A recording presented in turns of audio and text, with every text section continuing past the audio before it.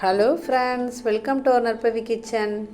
இன்றைக்கி சுரைக்காய் சாம்பார் தான் வைக்க போகிறோம். அதுக்கு சுரைக்காய் பறிச்சுட்டு வந்தாச்சு. நம்ம ஒரு 10 நிமிஷத்துக்கு முன்னாடி ஊற வச்சு துவரம் பருப்பை சட்டியில் ஆட் பண்ணிங்க. அதில் தண்ணி ஆட் பண்ணிங்க. பருப்பு வேகிற அளவுக்கு தகுந்த மாதிரி தண்ணி ஆட் பண்ணிங்க. பருப்பு வேக லேட்டாகும். துவரம் பருப்பு கொஞ்சம் வேகிறதுக்கு கொஞ்சம் டைம் எடுக்கும்.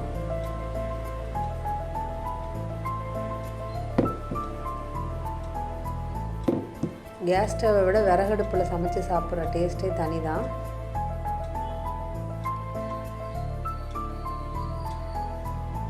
பருப்பு நல்லா வெந்துக்கிட்டு இருக்கட்டும். அதில் கொஞ்சமாக பெருங்காய கட்டி ஆட் பண்ணிங்க. பருப்பு வேகிற டைமில் சின்ன வெங்காயம், பூண்டு, தக்காளி, பச்சை மிளகாய் இதெல்லாம் கட் பண்ணி ரெடி பண்ணி வச்சுக்கலாம்.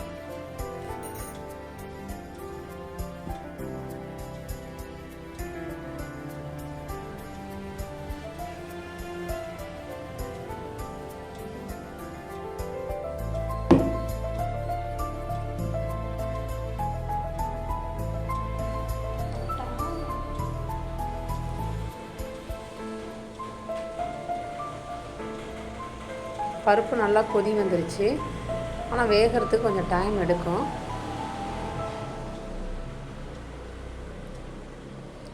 ஒரு 10 பல்லு பூண்டு ஆட் பண்ணிங்க. 4 பச்சை மிளகா,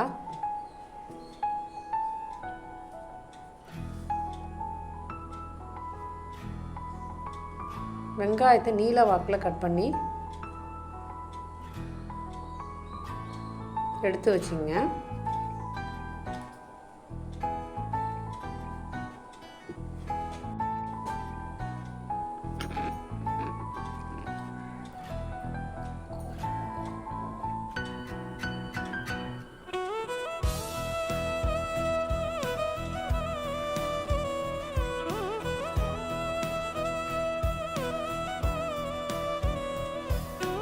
கொஞ்சமாக மஞ்சள்தூள் ஆட் பண்ணிங்க.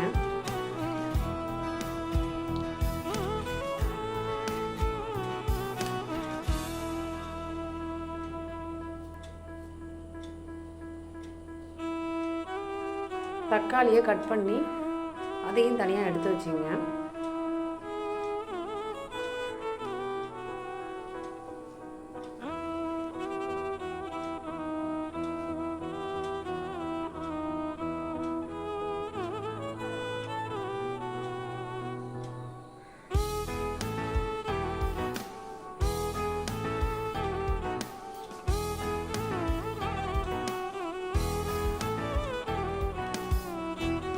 இப்போ நம்ம கட் பண்ணி வச்சிருக்க வெங்காயத்தையும் தக்காளியும் வேகிற பருப்போடு நம்ம ஆட் பண்ணிக்கலாம்.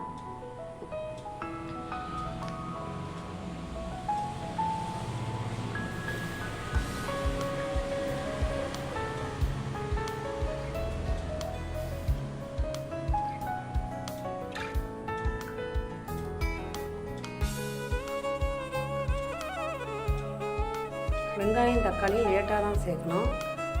தக்காளி ரொம்ப வெந்ததுன்னா சாம்பாருக்கு வந்து டேஸ்ட்டு கொடுக்காது.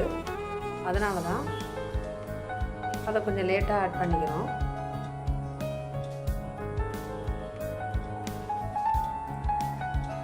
தக்காளியும் ஆட் பண்ணிங்க.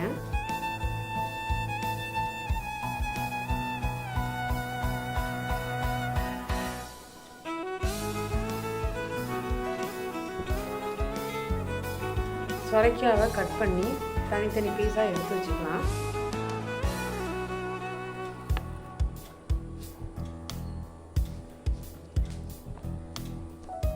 இதனால் நாட்டு சுரைக்காய் பிஞ்சு சுரைக்காவாக இருக்குது. சாப்பிட்றதுக்கு நல்ல டேஸ்ட்டாக இருக்கும். அல்சர் உள்ளவங்க இதை சாப்பிட்டு வந்தால் சரியாகும். அதே மாதிரி உப்பு நீர் பிரச்சனை உள்ளவங்களும் சுரைக்காவை அடிக்கடி உடம்புக்கு சேர்த்துக்கிட்டா ரொம்ப நல்லது.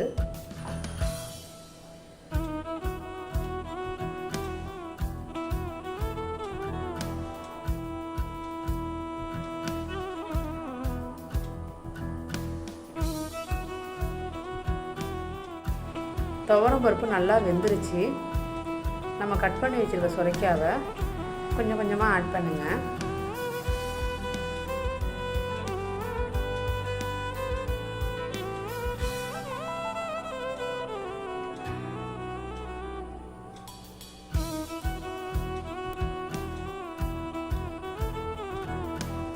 குழம்பு மிளகாத்தூள் 1 ஸ்பூன் ஆட் பண்ணிங்க.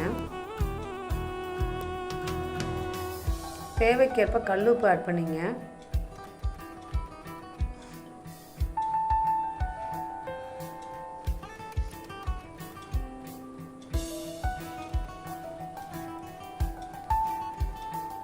ஒரு லெமன் சைஸுக்கு புளியை கரைச்சி அதோட ஆட் பண்ணிங்க. சுரைக்காய் நல்லா வெந்ததுக்கப்புறம் தான் புளி ஆட் பண்ணணும், இல்லைனா சுரைக்காய் மரத்து போயிடும். தேங்காயோட சோம்பு ஜீரகம் அரைச்சி அதோட ஆட் பண்ணிங்க. கொதி வந்தோன்னே அதை இறக்கிட்டு ஒரு தாளிப்பு கொடுத்துடலாம். கடுகு, பட்டை மிளகா, கருவேப்பிலை, கொஞ்சமாக வெங்காயம் இது நல்லா வதக்கிட்டு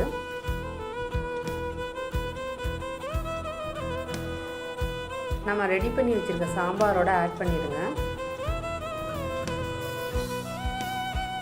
அதுக்கப்புறமா நம்ம கட் பண்ணி வச்சுருக்க கொத்தமல்லி தழையை தூவினீங்கன்னா சுவையான சுரைக்காய் சாம்பார் ரெடி. ட்ரை பண்ணி பாருங்கள்.